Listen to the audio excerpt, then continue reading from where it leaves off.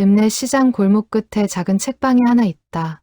간판은 색이 발에 글씨가 절반쯤 지워졌지만 사람들은 여전히 그곳을 느티나무 책방이라 불렀다. 가게 앞에 100년 가까이 자리를 지킨 느티나무 한 그루가 있어서 붙은 이름이었다. 책방 주인 한정숙은 올해 61살이었다. 키가 작고 어깨가 둥글게 굽은 그녀는 매일 아침 6시면 가게 문을 열고 먼지 쌓인 책장 사이를 걸으며 하루를 시작했다. 손님이 많지 않은 가게였다. 하루에 한두 명, 어느 날은 단 한 명도 오지 않았다. 그래도 정숙은 가게 문을 닫지 않았다.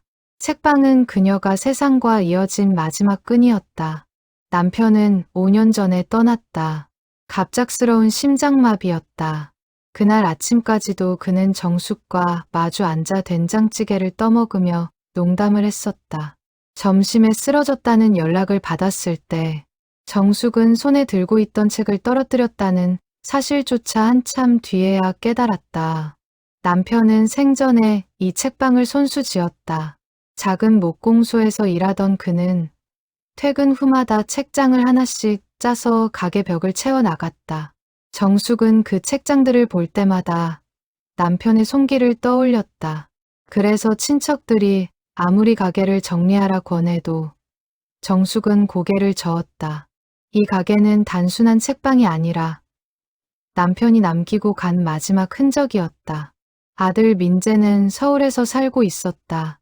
큰 회사에 다니는 아들이 자랑스러웠던 적도 있었다. 하지만 3년 전 정숙이 재혼을 권하는 친척들의 말을 단호히 거절하고 책방을 정리하지 않겠다고 고집한 그날 민재와 크게 다투었다. 민재는 어머니가 고집스럽게 옛집에 머무는 것이 못마땅했다. 정숙은 아들이 자신의 삶을 함부로 재단하려는 것이 서운했다. 그날 이후로 두 사람은 명절 인사 몇 마디 외에는 말을 섞지 않았다. 그렇게 정숙은 혼자가 되었다. 책방의 낡은 의자에 앉아 헌 책 냄새를 맡으며 그녀는 가끔 생각했다. 이 책들은 모두 누군가의 손을 거쳐왔을 텐데 그 사람들은 지금 어디서 무얼 하고 있을까? 그날도 여느 날과 다르지 않은 아침이었다. 정숙이 가게 문을 열려는데 문 앞에 낯선 종이 상자 하나가 놓여 있었다. 보낸 사람의 이름도 주소도 적혀 있지 않았다. 상자 위에는 작은 메모지가 테이프로 붙어 있었고 거기에는 단 한 줄만 적혀 있었다. 이 책들이 필요한 사람에게 전해주세요. 정숙은 잠시 골목을 둘러보았다. 인기척은 없었다. 새벽 배달을 도는 우유 트럭 소리만 멀리서 들릴 뿐이었다. 그녀는 상자를 안으로 들이고 뚜껑을 열었다. 상자 안에는 낡은 책 20권 남짓이 가지런히 들어 있었다. 시집, 소설, 수필집. 하나같이 손때가 묻고 모서리가 다른 책들이었다. 누군가 오랫동안 정성스럽게 읽어온 책들이라는 것을 정숙은 한눈에 알아보았다. 책방을 운영하며 이런 식으로 익명의 기증을 받는 일이 아주 없지는 않았다. 이사를 가며 책을 정리하는 사람들, 부모님이 돌아가신 뒤 유품을 처분하는 자식들. 정숙은 별다른 의심 없이 책을 한 권씩 꺼내 먼지를 털고 책장에 꽂기 시작했다. 그녀는 책 한 권 한 권의 상태를 꼼꼼히 살피며 어느 칸에 꽂아야 할지 가늠했다. 시집은 시집끼리, 소설은 소설끼리. 정숙은 늘 그렇게 책을 분류해왔다. 책방을 처음 열었을 때부터 지켜온 그녀만의 방식이었다. 책 하나하나의 제자리를 찾아주는 일이 정숙에게는 단순한 노동이 아니라 작은 보람이었다. 세 번째 책을 집어들었을 때였다. 낡은 시집의 가운데 페이지에서 무언가 미끄러져 나와 바닥에 떨어졌다. 작게 접힌 종이 쪽지였다. 정숙은 허리를 굽혀 그것을 주워들었다. 누렇게 바랜 종이에는 만년필로 눌러 쓴 글씨가 빼곡했다. 종이를 펼치는 정숙의 손끝이 가늘게 떨렸다. 첫 줄은 이렇게 시작하고 있었다. 딸에게. 그 짧은 세 글자가 정숙의 가슴 한구석을 묘하게 건드렸다. 그녀는 다음 줄을 읽어 내려가기 시작했다. 이 편지가 내게 닿을 수 있을지 모르겠다. 닿지 않아도 좋다. 그저 어딘가에 남겨두고 싶었을 뿐이다. 내가 어릴 적 책장 넘기는 소리를 좋아했던 것을 아직도 기억한다. 편지는 거기서 끝나 있었다. 보낸 이의 이름은 없었다. 다만 맨 아래 작은 글씨로 자음 하나가 적혀 있을 뿐이었다. 응. 정숙은 한참 동안 그 쪽지를 들여다보았다. 가게 안은 고요했다. 창밖으로 느티나무 잎이 바람에 흔들리는 소리만 들렸다. 그녀는 무심코 손에 들린 책을 다시 살폈다. 평범한 시집이었다. 표지에 적힌 제목도 출판된 연도도 특별할 것이 없었다. 정숙은 시집의 첫 장으로 돌아가 출판 연도를 확인했다. 20년도 더 된 책이었다. 종이는 누렇게 바랬고 책등은 손에 익은 듯 부드럽게 달아 있었다. 누군가 이 책을 수없이 펼치고 또 펼쳤다는 흔적이었다. 정숙은 그 다른 책등을 가만히 손끝으로 쓸어보며 알 수 없는 그리움 같은 것이 마음속에 차오르는 것을 느꼈다. 다만 정숙의 마음 한구석에서 설명할 수 없는 끌림이 일었다. 마치 이 쪽지가 누군가에게 닿기 위해 아주 오랜 시간을 돌아 이곳까지 흘러온 것처럼 느껴졌다. 정숙은 쪽지를 책상 서랍 안쪽 깊숙이 넣어두었다. 그리고 다음 책을 집어들었다. 어쩌면 하고 그녀는 생각했다. 어쩌면 이 상자 안에 또 다른 쪽지가 있을지도 모른다고. 그 예감은 틀리지 않았다. 정숙은 네 번째 책을 펼쳤다. 표지가 해진 수필집이었다. 책장을 넘기던 그녀의 손이 다시 한번 멈추었다. 이번에도 같은 모양으로 접힌 종이가 끼워져 있었다. 정숙은 떨리는 손으로 종이를 펼쳤다. 딸에게. 오늘은 내가 다니던 초등학교 앞을 지나왔다. 정문 색깔이 바뀌었더구나. 내가 다닐 때는 파란색이었는데 지금은 노란색이다. 사소한 것 하나 바뀐 걸 보고도 나는 한참을 그 자리에 서 있었다. 내가 자라는 동안 내가 놓친 것들이 얼마나 많을까 헤아려 보다가 그만두었다. 헤아릴 수 없는 것은 헤아리지 않는 편이 낫다는 걸 이제는 안다. 정숙은 종이를 든 채로 의자에 주저앉듯 앉았다. 첫 번째 쪽지가 우연이라 여겼다면 두 번째 쪽지는 더 이상 우연으로 넘길 수 없었다. 누군가 이 책들 속에 일부러 차곡차곡 마음을 적어 넣은 것이었다. 그녀는 상자 안에 남은 책들을 천천히 꺼내기 시작했다. 손이 떨려 책장을 넘기는 속도가 더뎠다. 다섯 번째 책에서도 일곱 번째 책에서도 쪽지가 나왔다. 모두 같은 글씨체, 같은 호칭, 같은 서명이었다. 딸에게로 시작해 응으로 끝나는 짧은 편지들. 내용은 짧고 단편적이었다. 어느 쪽지는 날씨 이야기를 했고 어느 쪽지는 오래전 함께 먹었던 음식 이야기를 했다. 화려한 말은 없었다. 그저 누군가 오랜 시간 마음에 담아두었던 작은 기억의 조각들이 책장 사이사이에 끼워져 있을 뿐이었다. 정숙은 상자 옆에 놓인 마지막 책, 낡은 장편 소설을 집어들었다. 표지를 넘기자 안쪽에 작은 도장이 하나 찍혀 있는 것이 눈에 띄었다. 흐릿하게 번진 잉크였지만 자세히 보니 어느 요양원의 이름이 새겨져 있었다. 정숙의 시선이 그 도장에 오래 머물렀다.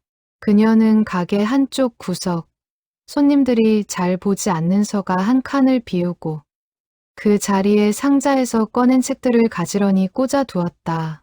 그리고 쪽지들은 모두 한 곳에 모아 작은 봉투 안에 차곡차곡 담았다. 그날 밤 정숙은 가게 문을 닫고도 한참을 떠나지 못했다. 형광등 아래 앉아 쪽지들을 다시 꺼내 읽었다. 한 줄 한 줄을 읽을 때마다 그녀의 머릿속에는 얼굴 모를 한 사람의 모습이 점점 또렷해졌다. 딸을 그리워하는 마음 하나로 닿을지 닿지 않을지도 모를 편지를 책 속에 묻어둔 사람. 정숙은 문득 자신의 휴대전화를 들여다보았다. 화면 속 통화 목록 맨 위에는 여전히 3년 전 아들 민재와 마지막으로 통화했던 기록이 남아 있었다. 그녀는 화면을 끄고 휴대전화를 책상 위에 내려놓았다. 창밖으로 느티나무 가지가 가로등 불빛에 흔들리고 있었다. 정숙은 쪽지가 담긴 봉투를 가슴에 품듯 안고 낡은 책방 안에 오래도록 앉아 있었다. 이 편지들이 누구에게서 온 것인지, 그리고 그 딸이라는 사람은 지금 어디에 있는지 그녀는 알지 못했다. 다만 한 가지는 분명히 느낄 수 있었다. 이 책들이 자신의 책방을 찾아온 데에는 어떤 이유가 있다는 것을. 정숙의 새로운 하루가 그렇게 시작되고 있었다. 다음 날부터 정숙은 평소보다 일찍 가게 문을 열었다. 손님이 들기 전 고요한 새벽 시간에 어제 발견한 책들을 다시 살펴보고 싶었기 때문이다. 그녀는 봉투에 담아 둔 쪽지들을 책상 위에 가지런히 펼쳐 놓았다. 모두 합쳐 17통이었다. 상자 안에 책 23권 중 17권에서 쪽지가 나왔다. 정숙은 쪽지마다 적힌 내용을 다시 천천히 읽어 내려갔다. 처음에는 그저 흩어진 기억의 조각처럼 보였지만 자세히 들여다보니 각 쪽지의 모서리에 아주 작은 숫자가 연필로 희미하게 적혀 있는 것이 눈에 띄었다. 1, 2, 3 순서를 매겨둔 흔적이었다. 정숙은 숫자, 순서대로 쪽지를 다시 정리했다. 그렇게 늘어놓고 보니 짧은 단편들이 하나의 흐름을 이루고 있었다. 마치 누군가 오랜 세월에 걸쳐 한 사람에게 보내는 긴 편지를 여러 조각으로 나누어 써내려간 것 같았다. 정숙은 책상 위에 쪽지들을 가지런히 펼쳐놓고 마치 흩어진 퍼즐을 맞추듯 한 장 한 장의 자리를 확인했다. 어떤 쪽지는 종이의 색이 다른 것보다 더 발해 있었고 어떤 쪽지는 비교적 최근에 쓴 듯 글씨가 또렷했다. 그 미묘한 차이만으로도 이 편지들이 하루 이틀이 아니라 오랜 세월에 걸쳐 한자 한자 쌓여온 것임을 짐작할 수 있었다. 첫 번째 쪽지는 이렇게 시작했다. 내가 떠나던 날 나는 너를 붙잡지 못했다. 붙잡을 자격이 없다고 생각했다. 세 번째 쪽지에는 이런 구절이 있었다. 내 엄마는 나를 원망할 자격이 있었다. 하지만 너는 너만큼은 나를 원망하지 않기를 바랐다. 그건 내 욕심이었다는 걸 시간이 한참 지나고서야 깨달았다. 8번째 쪽지에는 이렇게 적혀 있었다. 내가 출판사에 취직했다는 소식을 들었을 때 나는 골목 어귀에서 한참을 울었다. 어릴 때부터 책을 좋아하더니 결국 내가 좋아하는 일을 찾았구나 싶어서. 정숙의 손이 멈췄다. 출판사라는 단어가 마음에 걸렸다. 책을 좋아하던 딸, 출판사에 다니는 딸, 막연했던 인물상이 조금씩 윤곽을 갖추기 시작했다. 그녀는 가게 문을 열고 손님들을 맞으면서도 머릿속으로는 계속 그 편지들을 떠올렸다. 점심 무렵 단골 손님인 박 노인이 가게 문을 열고 들어섰다. 박 노인은 매주 화요일이면 책방에 들러 시집을 한 권씩 빌려가는 사람이었다. 오늘은 표정이 좀 다르네요. 정숙 씨. 박 노인이 평소처럼 책장을 둘러보며 말했다. 정숙은 잠시 망설이다가 봉투에서 쪽지 몇 장을 꺼내 박 노인에게 보여주었다. 박 노인은 돋보기를 고쳐 쓰고 한참 동안 글씨를 들여다보았다. 이거 누가 쓴 편지요? 모르겠어요. 어제 갑자기 책 상자가 문 앞에 놓여 있었는데 그 안에서 나온 거예요. 박 노인은 책 표지 안쪽에 찍힌 흐릿한 도장을 가리켰다. 이 도장 내가 알아요. 읍내에서 차로 30분쯤 가면 있는 요양원 도장이요. 거기 봉사활동을 다녀온 적이 있어서 기억해요. 그 요양원 책 좋아하는 노인들이 많아서 작은 도서실이 따로 있었지. 정숙의 가슴이 빠르게 뛰기 시작했다. 단서가 하나 더해진 것이다. 그녀는 박 노인에게 고맙다는 인사를 전하고 그가 가게를 나선 뒤에도 한참을 그 도장 자국을 들여다보았다. 박 노인은 가게를 나서기 전 정숙의 어깨를 가볍게 두드리며 한마디를 덧붙였다. 정숙 씨, 무슨 사연인지는 모르지만 그 편지 주인을 꼭 찾았으면 좋겠소. 사람 마음이라는 게 전해지지 못하면 평생 가슴에 박혀있는 법이거든. 그 말이 정숙의 결심을 한층 더 단단하게 만들었다. 오후 늦게 정숙은 결심한 듯 가게 문에 잠시 외출 팻말을 걸었다. 평소라면 절대 하지 않을 행동이었다. 하지만 그날만큼은 가만히 있을 수 없었다. 그녀는 박 노인이 알려준 요양원의 이름을 손바닥에 적고 버스 정류장으로 향했다. 버스를 기다리며 정숙은 자신이 왜 이렇게까지 하는지 스스로에게 물었다. 얼굴도 모르는 사람의 사연에 자신과 아무 상관도 없는 일에 이렇게 마음을 쏟는 이유가 무엇인지. 하지만 답은 의외로 간단했다. 그 편지 속 아버지의 마음이 너무도 절절하게 다가왔기 때문이었다. 닿지 못한 채 흩어질 뻔한 마음을 누군가는 끝까지 전해주어야 한다는 생각이 들었다. 버스가 도착했다. 정숙은 떨리는 마음으로 버스에 올랐다. 차창 밖으로 익숙한 읍내 풍경이 천천히 멀어져 갔다. 그녀의 손에는 여전히 쪽지 한 장이 꼭 쥐어져 있었다. 요양원에 도착한 정숙은 안내 데스크 앞에서 한참을 망설였다. 어떻게 말을 꺼내야 할지 알 수 없었다. 결국 그녀는 가방 속 쪽지를 꺼내 들고 간호사에게 조심스럽게 물었다. 혹시 여기 계셨던 분 중에 책을 아주 좋아하시던 분이 계셨을까요? 따님이 한 분 계셨던 것 같은데. 간호사는 잠시 생각하더니 표정이 묘하게 변했다. 그 혹시 오태석 어르신을 찾으시는 건가요? 그 이름을 듣는 순간 정숙의 머릿속에서 흩어져 있던 조각들이 비로소 하나의 형체를 이루기 시작했다. 오태석 어르신이요. 정숙은 그 이름을 입속으로 한 번 더 되뇌었다. 낯선 이름이었지만 어쩐지 이미 오래전부터 알고 있었던 사람처럼 느껴졌다. 간호사는 정숙을 작은 면담실로 안내했다. 차 한 잔을 내어주며 그녀는 천천히 입을 열었다. 오태석 어르신은 2해 전에 저희 요양원에 들어오셨어요. 폐 쪽이 많이 안 좋으셔서 거동도 점점 불편해지셨고요. 그런데 늘 책을 손에서 놓지 않으셨어요.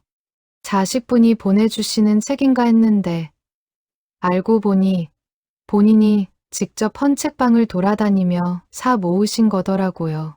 그분께 따님이 계셨나요? 간호사의 얼굴에 옅은 그늘이 스쳤다. 계셨어요. 그런데 한 번도 면회를 오신 적은 없었어요. 어르신이 그런 사정을 말씀하신 적은 없지만 저희끼리는 짐작만 했죠. 어르신은 매일 밤 불 꺼진 병실에서 손전등을 켜고 책에 무언가를 적으셨어요. 그러다 어느 날부터는 다 쓴 책들을 한 권씩 상자에 모으시더라고요. 본인이 떠나면 헌책방에 기증해 달라고 미리 저희한테 부탁까지 해두셨어요. 정숙은 가슴이 먹먹해지는 것을 느꼈다. 그녀가 손에 쥐고 있던 쪽지를 펼쳐 간호사에게 보였다. 간호사는 그 글씨를 보자마자 눈시울을 붉혔다. 맞아요. 이 글씨, 어르신 글씨예요. 그분은 지금 어디 계세요? 간호사는 잠시 말을 고르다가 조용히 대답했다. 1달 전에 돌아가셨어요. 마지막까지 따님 이야기를 하셨는데 정작 따님께는 연락처조차 남기지 않으셨어요. 본인이 짐이 되고 싶지 않다고 늘 그렇게만 말씀하셨죠. 정숙은 한동안 아무 말도 하지 못했다. 그저 손끝으로 쪽지에 접힌 자국을 어루만질 뿐이었다. 창밖으로 노을이 내려앉고 있었다. 면담실 유리창 너머 요양원 마당의 나무들이 붉게 물든 빛을 받아 조용히 흔들렸다.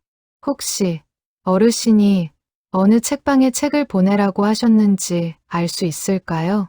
제가 운영하는 책방 앞에 며칠 전 상자가 놓여 있었거든요. 간호사는 고개를 갸웃했다. 저희도 정확히는 몰라요. 어르신이 직접 부탁하신 거라. 마지막 며칠은 어르신과 가까웠던 봉사자 한 분이 대신 처리해 주셨거든요.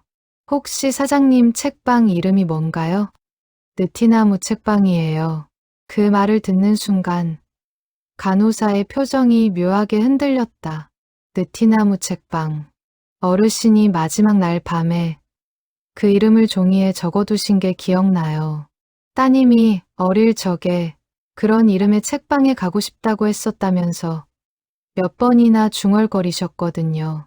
정숙은 숨이 멎는 듯했다. 우연이라기엔 너무도 정확하게 모든 길이 자신의 책방을 향해 있었다. 그녀는 면담실을 나서며 마음 깊은 곳에서 어떤 책임감이 차오르는 것을 느꼈다. 이 편지들은 단순한 우연으로 자신에게 온 것이 아니었다. 누군가의 마지막 바람이 정숙의 손을 거쳐 그 딸에게로 향하고 있는 것이었다. 버스를 타고 돌아오는 길, 정숙은 차창에 머리를 기댄 채 생각에 잠겼다. 그녀는 다짐했다. 이 편지의 주인을 반드시 찾아내겠다고. 그리고 그 편지들을 한 글자도 빠짐없이 전해주겠다고. 창밖으로의 저무는 들판이 천천히 흘러갔다. 정숙은 문득 자신이 오태석이라는 사람을 만난 적도 없으면서 이토록 그의 마음에 깊이 이입하고 있다는 사실이 스스로도 낯설게 느껴졌다. 어쩌면 그것은 자신 역시 누군가에게 다가가지 못한 채 멈춰 있는 마음을 품고 살아왔기 때문일지도 몰랐다. 버스가 읍내 정류장에 도착할 무렵 정숙의 마음속에는 이미 작은 결심 하나가 단단히 자리 잡고 있었다. 정숙은 다음 날 요양원에서 받은 연락처로 전화를 걸었다. 오태석과 마지막까지 가까이 지냈다는 봉사자. 이름은 윤석영이라고 했다. 정숙은 자신이 알게 된 사정을 설명했고 석영은 흔쾌히 책방으로 찾아오겠다고 했다. 이틀 뒤 오후 석영이 느티나무 책방의 문을 열고 들어섰다. 40대 중반으로 보이는 여자였다. 그녀는 책방 안을 둘러보며 잠시 숨을 골랐다. 여기가 어르신이 그렇게 말씀하시던 곳이군요. 정숙은 석영에게 차를 권하며 마주 앉았다. 석영은 천천히 오태석이라는 사람의 인생을 풀어놓기 시작했다. 오태석은 젊은 시절 작은 인쇄소를 운영했다고 한다. 손재주가 좋고 성실해서 한때는 직원을 여럿 두고 일감이 끊이지 않을 만큼 사업이 번창했다. 아내와 어린 딸과 함께 그는 평범하지만 따뜻한 가정을 꾸리고 있었다. 그러나 40을 넘긴 어느 해 오랜 친구가 찾아와 사업을 확장하자며 동업을 제안했다. 오태석은 그 친구를 믿었다.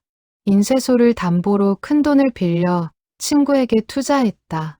하지만 반년도 지나지 않아 그 친구는 돈을 모두 챙긴 채 종적을 감추었다. 빚더미에 앉은 오태석은 인쇄소를 잃었다. 살던 집도 내놓아야 했다. 매일 같이 빚쟁이들이 찾아왔고 오태석은 술에 의지하기 시작했다. 그 무렵 아내는 더 이상 견디지 못하고 어린 딸을 데리고 친정으로 떠났다.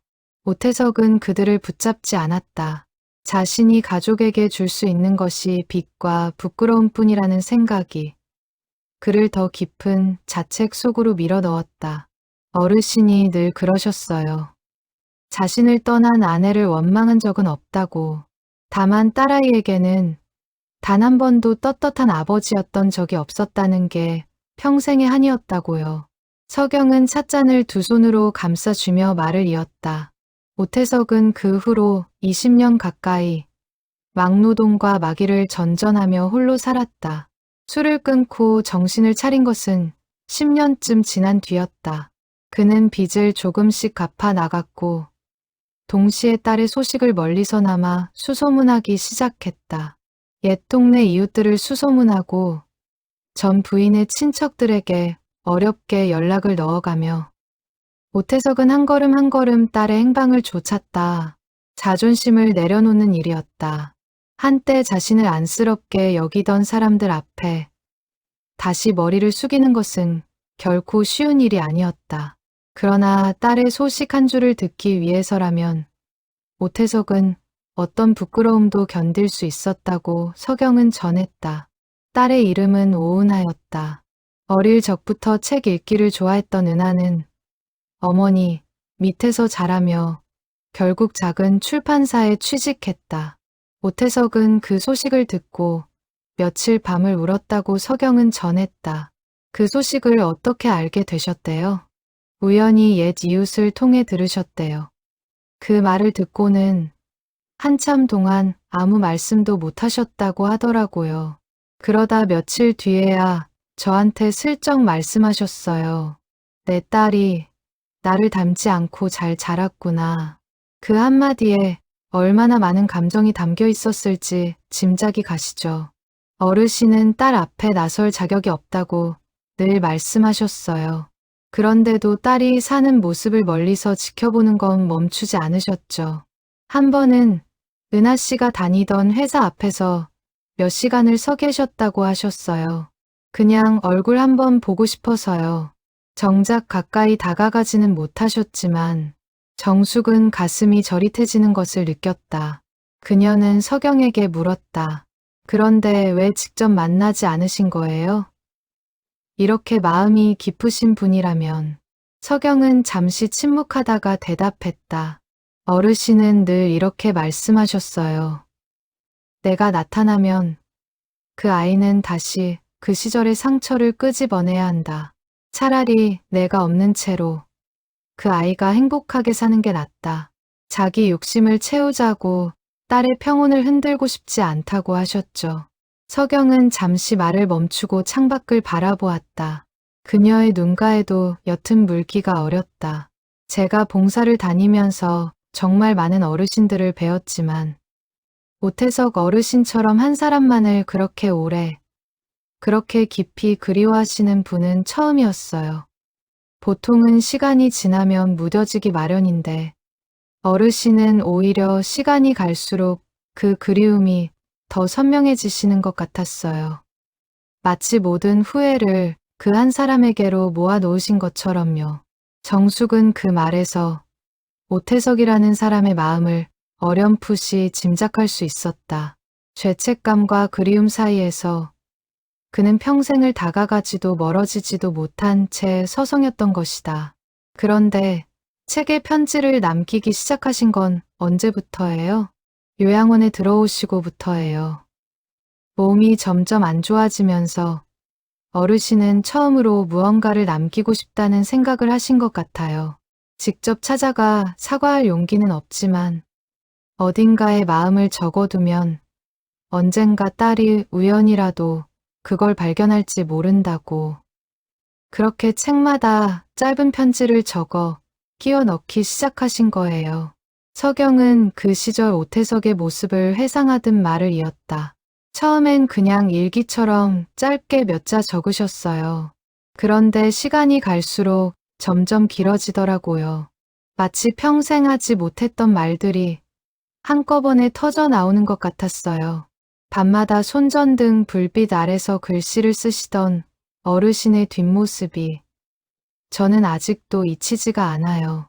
정숙은 서랍 속 쪽지 봉투를 꺼내 책상 위에 올렸다. 이 책방 이름을 어르신이 어떻게 아셨는지 짐작가시는 거 있으세요?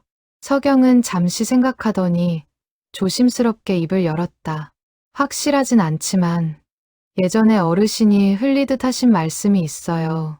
은하 씨가 어릴 때 가족이 함께 여행을 갔다가 어느 시골 책방에 들른 적이 있었대요. 그때 딸이 그 책방이 너무 좋다고 나중에 크면 이런 책방을 하고 싶다고 했답니다. 어르신은 그 말을 평생 잊지 않으셨던 것 같아요. 정숙은 가게 안을 천천히 둘러보았다. 낡은 책장, 삐걱이는 마룻바닥, 창밖의 느티나무. 어쩌면 이곳이 오래전 어린 은하가 마음에 품었던 바로 그 풍경과 닮아 있었을지도 모른다는 생각이 들었다. 서경이 돌아간 뒤 정숙은 홀로 가게에 남아 오랫동안 창밖을 바라보았다. 한 사람의 인생이 이토록 조용히, 이토록 깊이 한 사람을 향한 그리움으로 채워질 수 있다는 사실이 그녀의 마음을 무겁게 짓눌렀다. 그리고 동시에 그녀는 자신의 아들 민재를 떠올리지 않을 수 없었다. 3년 전 민재와 다투던 날의 기억이 선명하게 되살아났다. 민재는 엄마는 늘 혼자서만 다 짊어지려고 해요라고 말했었다. 정숙은 그 말에 발끈해 내 인생은 내가 알아서 한다 하고 쏘아붙였다. 그날 이후로 두 사람은 서로에게 먼저 연락하지 않았다. 자존심 때문이라고만 생각했는데 어쩌면 그것은 자존심이 아니라 두려움이었는지도 모른다고 정숙은 처음으로 생각했다. 다시 연락했다가 또 상처받을까봐, 또 거절당할까봐 두려웠던 것이다. 오태석은 평생 그 두려움 속에 갇혀 살았다. 다가가고 싶어도 다가가지 못하고 그리워하면서도 멀리서만 지켜보아야 했던 한 사람의 삶. 정숙은 그 삶이 남의 일처럼 느껴지지 않았다. 그녀는 책상 위에 펼쳐진 쪽지들을 다시 한 장 한 장 정리하며 생각했다. 오태석은 끝내 용기를 내지 못한 채 세상을 떠났다. 하지만 그가 남긴 마음만큼은 누군가의 손을 거쳐서라도 반드시 딸에게 닿아야 한다고, 그것이 지금 자신이 해야 할 일이라고 정숙은 마음을 다잡았다. 그녀는 쪽지들을 정리하며 한 가지 사실을 깨달았다. 편지의 내용이 뒤로 갈수록 문장이 점점 짧아지고 글씨도 흐트러져 있다는 것이었다. 아마도 병세가 깊어지면서 오태석의 손에 점점 힘이 빠져갔기 때문일 것이다. 그럼에도 그는 마지막 순간까지 펜을 놓지 않았다. 그 사실이 정숙의 마음을 더욱 아프게 했다. 밤이 깊어갈수록 책방 안의 정적은 더욱 깊어졌다. 정숙은 책상 서랍 깊숙이 넣어두었던 오래된 사진 한 장을 꺼내 보았다. 어린 민재가 자신의 품에 안겨 환하게 웃고 있는 사진이었다. 그녀는 그 사진을 한참 들여다보다가 휴대전화를 들어 통화 목록을 열었다. 손가락이 민재의 번호 위에서 한참을 머뭇거렸다. 하지만 그날 밤 정숙은 끝내 통화 버튼을 누르지 못했다. 아직은 때가 아니라고 스스로에게 되뇌면서 그녀는 사진을 다시 서랍에 넣고 대신 오태석의 편지를 한 장 더 꺼내 읽기 시작했다. 이 편지의 주인을 찾는 일이 어쩌면 자신의 마음속 묵은 매듭을 푸는 일과도 닿아 있다는 것을 정숙은 어렴풋이 느끼고 있었다. 서경은 사흘 뒤 다시 책방을 찾아왔다. 이번에는 작은 나무 상자 하나를 품에 안고 있었다. 어르신 유품을 정리하다가 발견한 거예요. 가족이 없으셔서 제가 보관하고 있었는데 사장님이 가지고 계시는 게 맞는 것 같아서요. 정숙은 떨리는 손으로 상자를 열었다. 안에는 빛바랜 통장 한 권과 누렇게 변색된 신문 스크랩 몇 장, 그리고 작은 사진 봉투가 들어 있었다. 통장을 펼친 정숙은 숨을 멈추었다. 15년 전부터 시작된 입금 기록이 빼곡히 적혀 있었다. 매달 정해진 날짜에 적게는 5만 원, 많게는 30만 원씩 한 번도 거르지 않고 적립된 돈이었다. 통장 명의는 오태석이었지만 입금란 옆에는 작은 글씨로 은하장학금이라는 메모가 매달 적혀 있었다. 이게 무슨 돈이에요? 서경이 설명했다. 어르신이 막노동으로 버신 돈 중 일부를 한 번도 빠짐없이 모으신 거예요. 처음에는 그냥 모으기만 하셨는데 은하 씨가 대학에 들어갈 무렵 어느 문학단체의 이름을 빌려서 익명으로 장학금을 보내셨다고 하더라고요. 본인 이름이 드러나면 안 된다고 몇 번이나 다른 사람을 통해서 돈을 전달하셨대요. 정숙은 신문 스크랩을 펼쳤다. 오은하라는 이름이 작게 인쇄된 기사였다. 한 출판사 신임 편집자를 소개하는 짧은 인터뷰 기사였다. 기사 옆 여백에는 만년필로 작게 동그라미가 그려져 있었고 그 아래 날짜와 함께 장하다라는 두 글자가 적혀 있었다. 정숙은 그 두 글자를 한참 동안 들여다보았다. 짧은 단어 하나에 한 아버지가 느꼈을 자랑스러움과 그리움이 동시에 담겨 있는 것 같았다. 직접 축하 인사 한마디 건네지 못하면서도 종이 위에나마 그 마음을 적어두지 않고는 견딜 수 없었던 한 사람의 심정이 고스란히 전해졌다. 사진 봉투 안에는 10여 장의 사진이 들어 있었다. 모두 먼발치에서 찍은 사진들이었다. 버스 정류장에서 우산을 쓰고 서 있는 젊은 여자, 회사 건물 앞에서 동료들과 웃고 있는 여자, 서점에서 책을 고르고 있는 여자의 뒷모습. 사진 속 인물은 한 번도 카메라를 정면으로 바라보고 있지 않았다. 오태석이 들키지 않으려 애쓰며 멀리서 딸의 삶을 지켜본 흔적이었다. 서경은 사진을 가리키며 말을 이었다. 한 번은 은하 씨가 회사에서 큰 어려움을 겪은 적이 있었대요. 출판사가 부도 위기에 처했었는데 직원들 월급이 몇 달이나 밀렸다고 하더라고요. 그때 어르신이 평생 모은 돈을 거의 다 털어서 은하 씨한테 보내셨어요. 물론 본인 이름으로는 못 보내시고 문학발전 후원회라는 이름을 빌려서요. 그 돈 덕분에 은하 씨가 다니던 출판사가 그 고비를 넘겼다는 이야기를 어르신이 무척 자랑스럽게 하셨던 게 기억나요. 서경은 그때를 떠올리며 잠시 말을 잇지 못했다. 그 일이 있고 나서 어르신이 한동안 끼니도 제대로 못 챙기실 정도로 형편이 어려워지셨어요. 그런데도 후회한다는 말씀은 한 번도 하지 않으셨어요.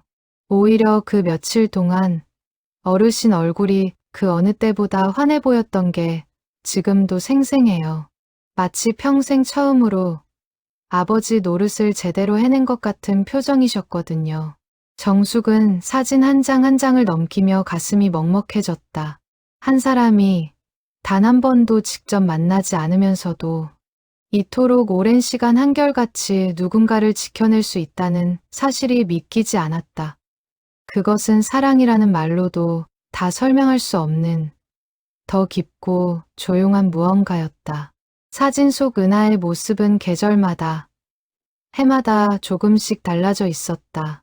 단발머리였던 모습이 어느새 긴 머리로 바뀌었고, 수수했던 옷차림은 시간이 흐르며 점점 단정한 정장으로 변해 있었다. 오태석은 그 변화 하나하나를 놓치지 않고 사진으로 남겨두었다. 마치 곁에서 자식의 성장을 지켜보는 평범한 아버지처럼. 그러나 결코 평범할 수 없는 거리를 둔 채로. 어르신은 늘 이렇게 말씀하셨어요. 내가 줄 수 있는 건 이것뿐이다. 얼굴을 보여줄 자격은 없지만 그림자처럼이라도 옆에 있고 싶다. 마지막 순간까지도 당신이 누구인지 밝히지 않은 채로 떠나고 싶다고 하셨죠.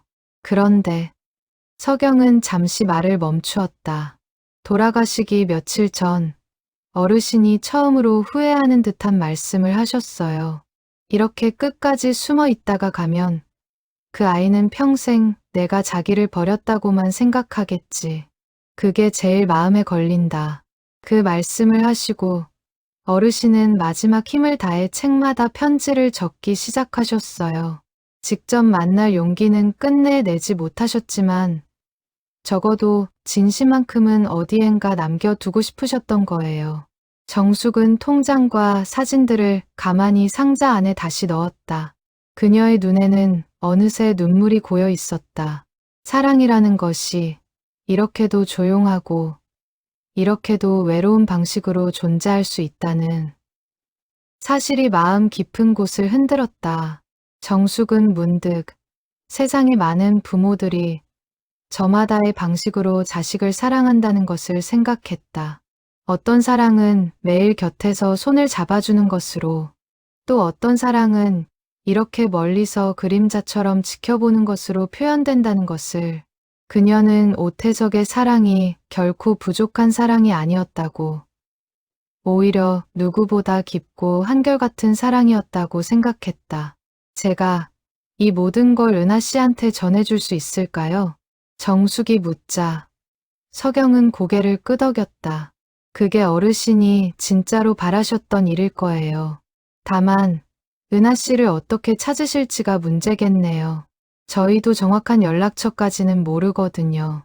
서경은 자리에서 일어서며 마지막으로 한마디를 덧붙였다. 사장님이 이렇게까지 마음 써주시는 거 어르신이 아셨다면 정말 기뻐하셨을 거예요. 살아생전에는 한 번도 받아보지 못한 친절을 돌아가신 뒤에야 이렇게 받으시네요. 그 말에 정숙은 가슴이 시큰해졌다. 한 사람의 진심이 누군가에게 닿기까지 이렇게 많은 다른 사람들의 손길이 필요했다는 사실이 새삼스럽게 느껴졌다. 정숙은 신문 스크랩에 적힌 출판사 이름을 가만히 들여다보았다. 그 이름 석 자가 이제 그녀가 따라가야 할 다음 발걸음이 되어 있었다. 서경이 돌아간 뒤 정숙은 사진들을 다시 한번 천천히 들여다보았다. 사진 뒷면에는 작은 글씨로 날짜가 적혀 있었다. 가장 오래된 사진은 12년 전, 가장 최근 사진은 불과 8달 전이었다.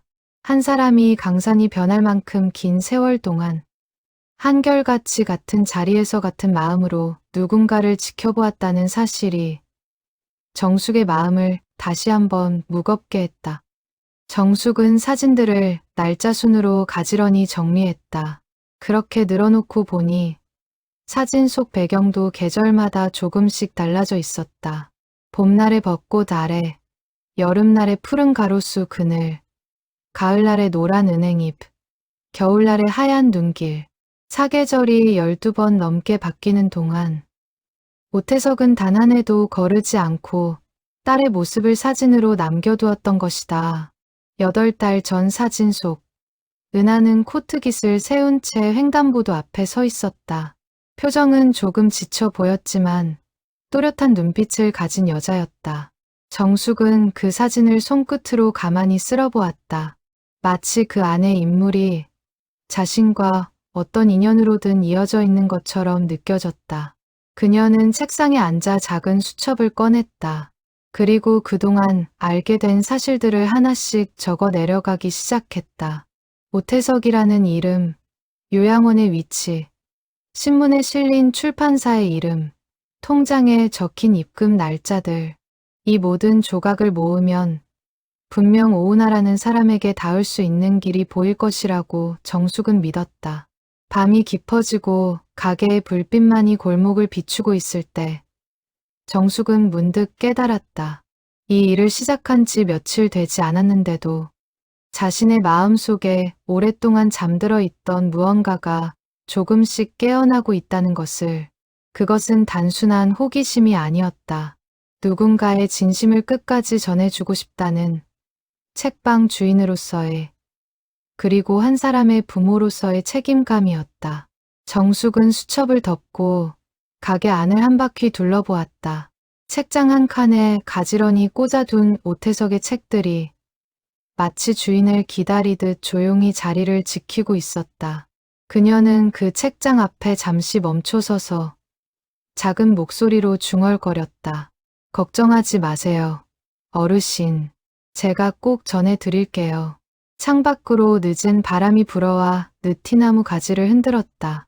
마치 그 말에 화답이라도 하듯 나무십 스치는 소리가 책방 안까지 잔잔하게 스며들었다.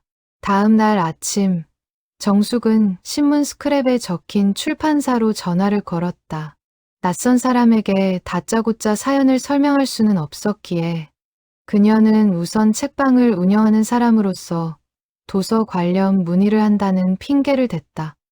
전화를 받은 직원은 친절했지만 오은하라는 사람이 그 회사에 다니는지는 확인해 줄 수 없다고 했다.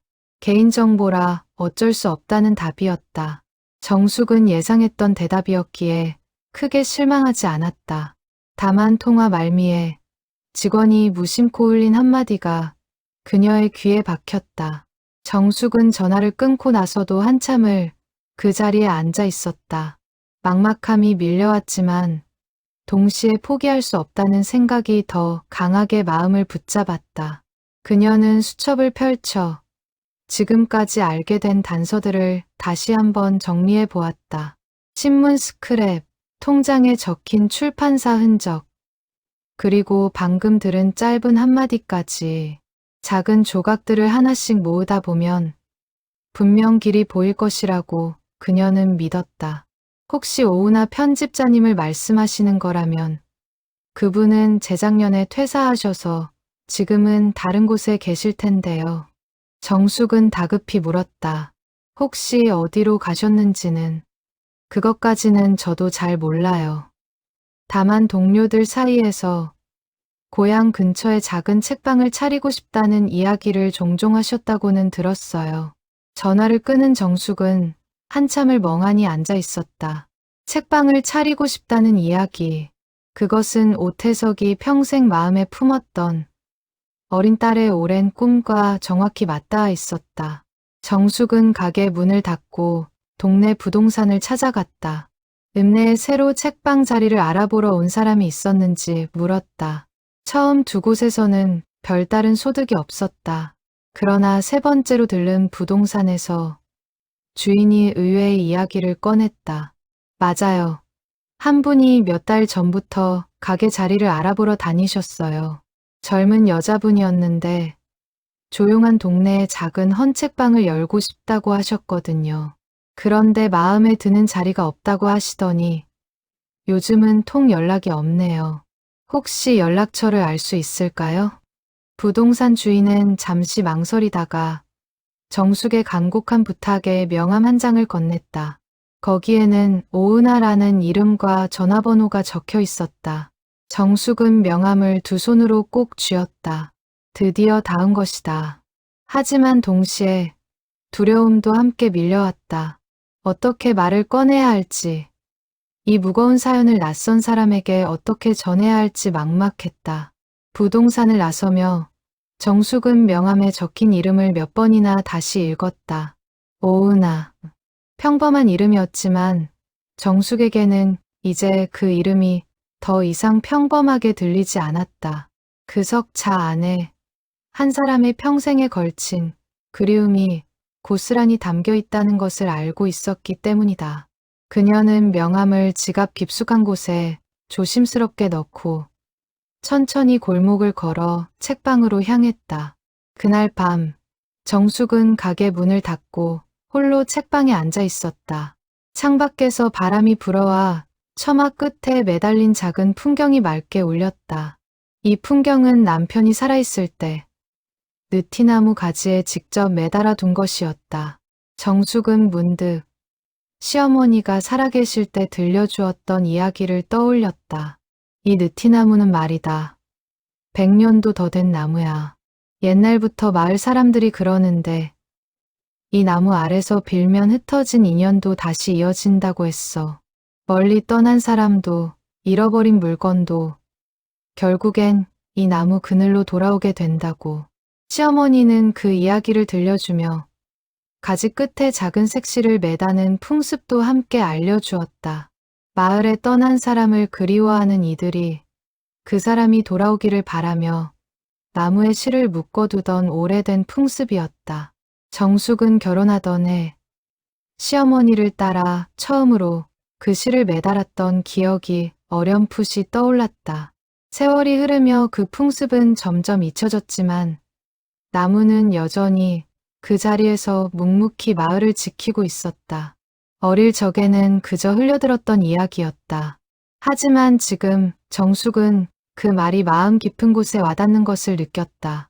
우연이라 하기엔 너무도 많은 길들이 이 느티나무 책방으로 모여들고 있었다. 오태석이 평생을 그리워한 딸의 꿈도, 그 딸이 차리고 싶어 했던 책방의 모습도 모두 이 작은 가게의 풍경과 닮아 있었다. 정숙은 풍경 소리를 들으며 명함을 다시 들여다보았다. 그리고 결심했다. 내일 오은하에게 연락하겠다고. 다만 모든 사실을 한꺼번에 전하는 대신 우선은 조심스럽게 책방으로 초대하는 것부터 시작하기로 했다. 너무 갑작스러운 진실은 오히려 마음의 문을 더 굳게 닫아버릴 수도 있다는 것을 정숙은 알고 있었다. 정숙은 자신이 어떻게 말을 꺼내야 할지 몇 번이고 머릿속으로 연습해 보았다. 처음부터 모든 사연을 다 풀어놓으면 낯선 사람의 갑작스러운 이야기에 은하가 오히려 경계할 수도 있었다. 정숙은 차근차근 한 걸음씩 다가가기로 마음먹었다. 사람의 마음이라는 것은 서두른다고 빨리 열리는 것이 아니라는 사실을 그녀는 오랜 세월 책방을 운영하며 배워온 터였다. 그녀는 수첩에 짧은 메모를 적었다. 내일 오은하 씨에게 연락하기. 천천히 조심스럽게. 그리고 그 아래 작은 글씨로 한 줄을 덧붙였다. 민재에게도 언젠가는. 풍경 소리가 다시 한번 맑게 울렸다. 느티나무 가지 사이로 보이는 밤하늘에는 별이 유난히 또렷하게 빛나고 있었다. 다음 날 아침, 정숙은 몇 번이나 망설임 끝에 명함에 적힌 번호로 전화를 걸었다.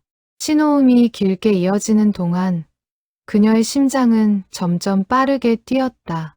5번째 신호 끝에 차분한 여자 목소리가 들려왔다. 여보세요. 안녕하세요. 저는 읍내에서 작은 헌책방을 하는 사람인데요. 한정숙이라고 합니다. 그 혹시 오은하 씨 맞으실까요? 전화 너머로 잠시 침묵이 흘렀다. 네, 맞는데요. 어떻게 제 번호를 부동산 사장님을 통해서 알게 됐어요. 갑작스럽게 연락드려서 죄송한데 혹시 책방 자리를 알아보고 계신다고 들어서요. 다름이 아니라 제가 운영하는 책방에 관련해서 한번 뵙고 말씀 나누고 싶은 게 있어서 연락드렸습니다. 은하의 목소리에는 경계심이 묻어 있었다. 무슨 일이신데요? 정숙은 잠시 호흡을 가다듬었다. 모든 것을 한꺼번에 털어놓고 싶은 마음이 굴뚝 같았지만 그녀는 애써 마음을 눌렀다. 전화로 드릴 말씀은 아닌 것 같고요. 혹시 시간 되실 때 저희 책방에 한번 들러주실 수 있을까요? 책방 이름은 느티나무 책방이에요. 그 순간 전화 너머에서 짧은 숨소리가 들렸다. 정숙은 그것이 단순한 숨소리가 아니라는 것을 직감했다. 느티나무 책방이요? 네, 읍내 시장 골목 끝에 있어요. 부담스러우시면 거절하셔도 괜찮아요. 다만 꼭 한번 와주셨으면 하는 일이 있어서요. 긴 침묵이 흘렀다. 정숙은 수화기를 쥔 손에 땀이 배는 것을 느꼈다. 마침내 은하가 입을 열었다. 알겠습니다. 이번 주말에 한번 가볼게요. 전화를 끄는 정숙은 그 자리에 한참을 서 있었다. 느티나무라는 이름 하나에 은하의 목소리가 미세하게 흔들리던 순간을 그녀는 놓치지 않았다. 어쩌면 은하의 마음 깊은 곳에도 오래전 아버지와 함께 걸었던 그 시골 책방의 기억이 여전히 남아있는 것은 아닐까. 정숙은 그렇게 짐작하며 주말이 오기를 조용히 기다리기로 했다. 그날 밤 정숙은 가게 안을 다시 한번 정성스럽게 정리했다. 평소보다 더 꼼꼼히 책장에 먼지를 닦고 탁자 위에는 작은 화병에 들꽃을 꽂아 두었다. 누군가를 맞이하는 일이 이렇게 설레는 일이었나. 그녀는 새삼 낯선 기분을 느끼며 미소 지었다. 창밖으로 가을밤의 선선한 바람이 불어와 가게 안가득 풀잎 냄새를 실어 날랐다. 토요일 오후 정숙은 평소보다 더 일찍 가게를 청소했다. 먼지 쌓인 창틀을 닦고 바닥을 쓸고 책장을 가지런히 정리했다. 평소라면 신경 쓰지 않았을 사소한 것들까지 손이 갔다. 그녀는 손님을 기다리는 동안 몇 번이나 시계를 들여다보았다. 오후 3시쯤 책방 문에 달린 작은 종이 딸랑 울렸다. 정숙은 고개를 들었다. 문 앞에는 단정한 옷차림의 여자가 서 있었다. 사진 속에서 보았던 얼굴이었다. 다만 사진보다 조금 더 야위어 보였고 눈빛에는 알 수 없는 피로가 깃들어 있었다. 안녕하세요. 오은하입니다. 어서 오세요. 한정숙이에요. 와주셔서 감사해요. 은하는 가게 안을 천천히 둘러보았다. 그녀의 시선이 낡은 책장 하나하나, 삐걱이는 마룻바닥, 창밖으로 보이는 느티나무 가지에 차례로 머물렀다. 그 눈빛에는 단순한 호기심 이상의 무언가가 담겨 있었다. 마치 오래전에 와본 적 있는 곳을 다시 찾은 사람처럼 은하는 낯익은 듯한 표정을 짓고 있었다. 은하는 책장 가까이 다가가 낡은 책등을 손끝으로 가만히 쓸어보았다. 오래된 종이 냄새가 코끝을 스쳤다. 그녀는 그 냄새가 어쩐지 마음을 편안하게 만든다고 생각했다. 도시의 큰 서점에서는 한 번도 느껴보지 못한 감각이었다. 여기, 어쩐지 낯설지가 않네요. 은하가 혼잣말처럼 중얼거렸다. 정숙은 그 말을 놓치지 않고 조심스럽게 물었다. 혹시 예전에 와보신 적이 있으세요? 아니요. 처음인데. 그냥 느낌이 그래요.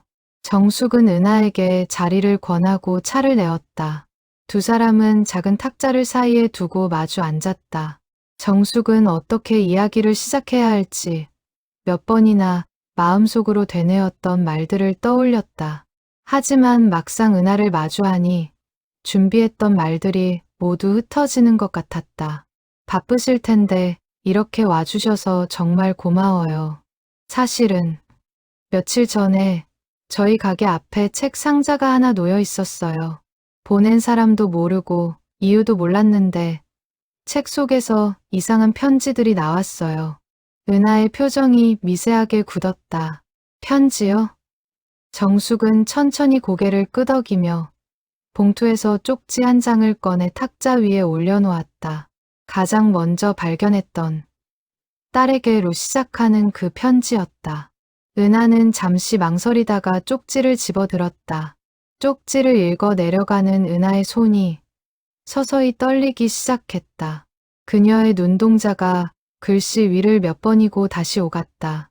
마침내 은하는 쪽지를 든 채로 작은 목소리로 물었다. 이거 누가 쓴 거예요? 저도 처음엔 몰랐어요. 그런데 글씨체를 보시고 짚히는 게 있으신 것 같네요. 은하는 대답하지 못했다. 그녀의 시선은 쪽지 맨 아래 작게 적힌 자음, 응에 오래도록 머물러 있었다. 정숙은 그 침묵 속에서 은하의 마음이 격렬하게 흔들리고 있다는 것을 느낄 수 있었다. 이 글씨, 아버지 글씨 같은데요. 은하의 목소리가 가늘게 갈라졌다. 정숙은 차마 바로 대답하지 못하고 잠시 숨을 고른 뒤 조심스럽게 입을 열었다. 맞아요. 이 편지들 오태석 어르신이 쓰신 거예요. 그 이름이 입 밖으로 나오는 순간 은하의 얼굴에서 핏기가 가셨다. 그녀는 쪽지를 쥔 손을 가슴께로 끌어당기며 한참 동안 아무 말도 하지 못했다. 아버지가 어떻게 이걸 천천히 말씀드릴게요. 놀라셨을 텐데 차근차근 설명드릴 테니 잠깐만 시간을 내주실 수 있을까요? 은하는 떨리는 숨을 몰아쉬며 고개를 끄덕였다. 그녀의 눈에는 이미 눈물이 차오르고 있었다. 정숙은 그런 은하를 바라보며 자신이 짊어진 이 이야기의 무게를 새삼 실감했다.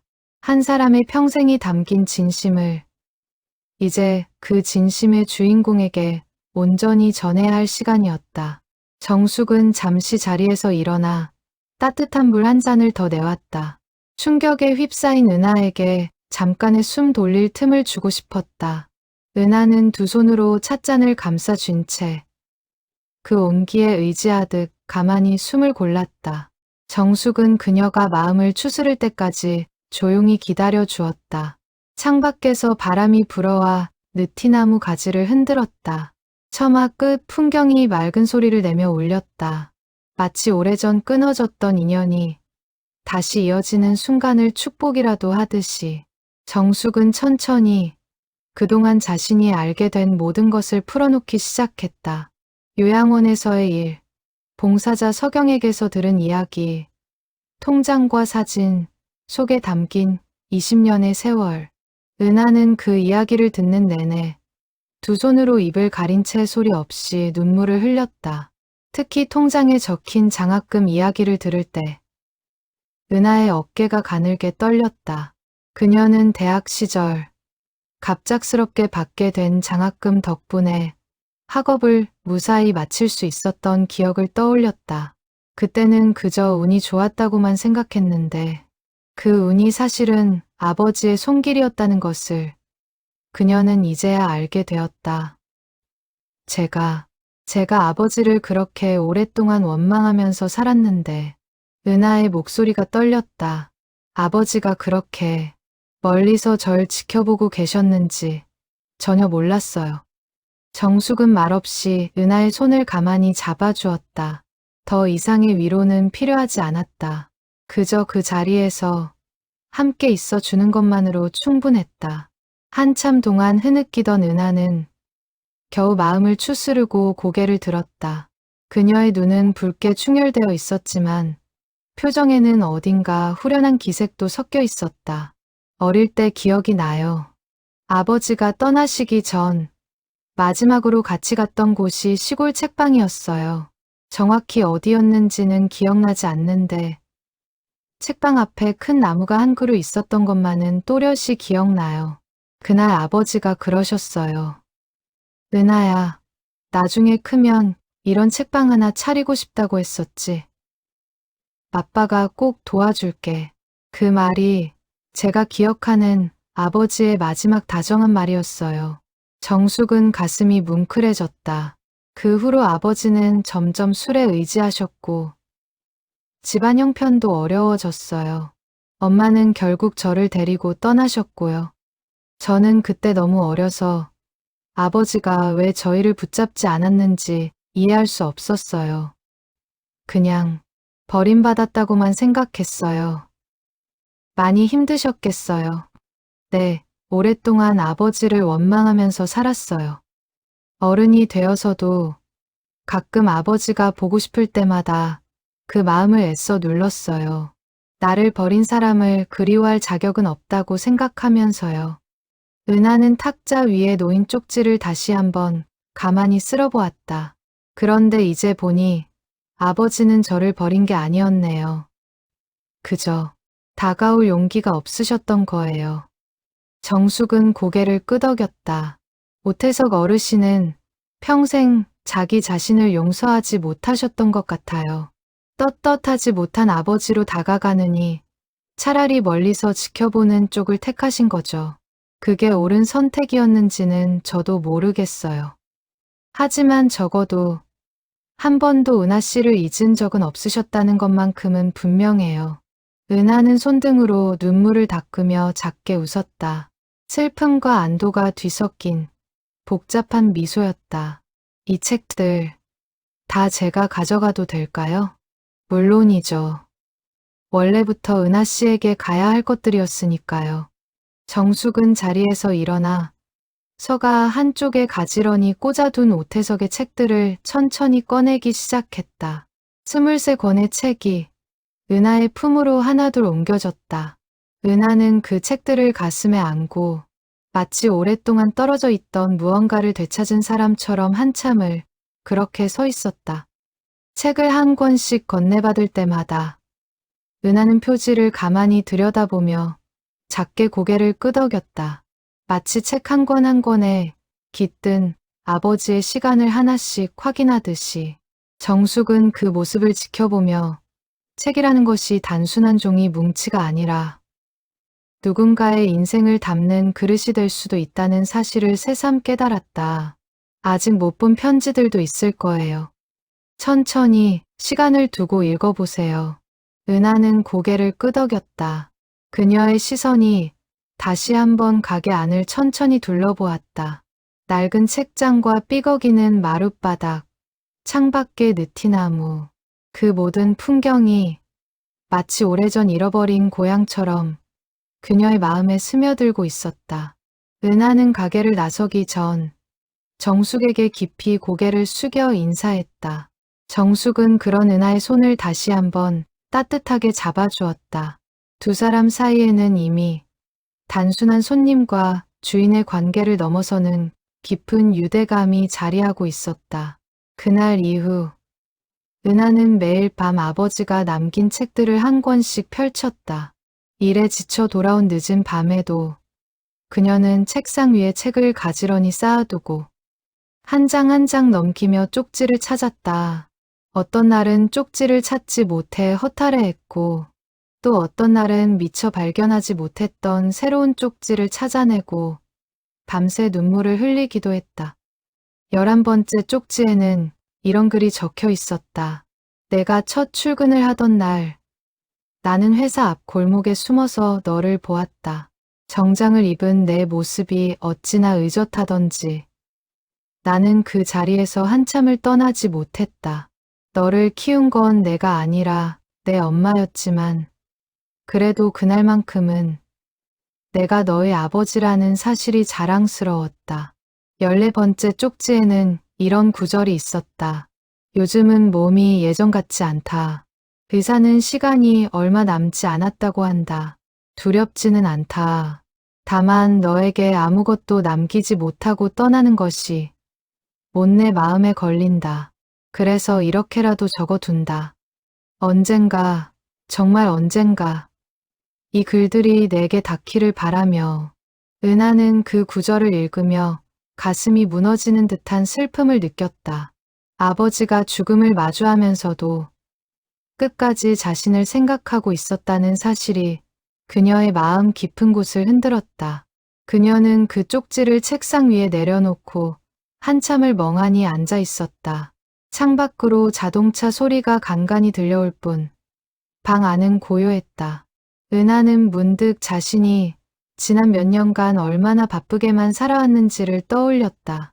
누군가의 죽음을, 누군가의 마지막 순간을 헤아릴 여유조차 없이 앞만 보고 달려온 시간들이었다. 18번째 쪽지에는 처음으로 구체적인 사실 하나가 적혀 있었다. 내가 어릴 때 좋아하던 그 시골 책방, 기억하니? 나무가 큰 가게였지. 나는 그 후로 비슷한 책방을 볼 때마다 너를 떠올렸다. 언젠가 너도 그런 책방을 차리고 싶다고 했었지. 만약 내가 그 꿈을 아직 간직하고 있다면 이 책들이 그런 책방 어딘가에서 너를 기다리고 있기를 바란다.